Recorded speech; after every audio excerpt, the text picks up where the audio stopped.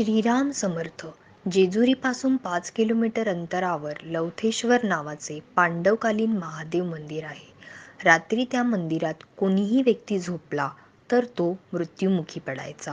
श्री समर्थ तिथे दर्शनास गेले असता तेथील पुजाऱ्यांनी श्री समर्थांना रात्री मुक्काम न करण्याची विनंती केली. पुजाऱ्याच्या म्हणण्याकडे श्री समर्थांनी दुर्लक्ष केले. ते तिथेच झोपले. सकाळी पुजारी गाव जमा करून मंदिरात आले. मंदिराचा दरवाजा उघडून पाहतात तर श्री समर्थ महादेवाच्या पिंडीजवळ बसून आरती म्हणत होते. लवथवती विक्राळा ब्रह्मांडी माळा.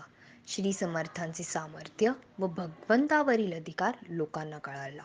लवथवती विक्राळा ब्रह्मांडी माळा ही आरती श्री समर्थांनी लवथेश्वर येथे रचली आहे.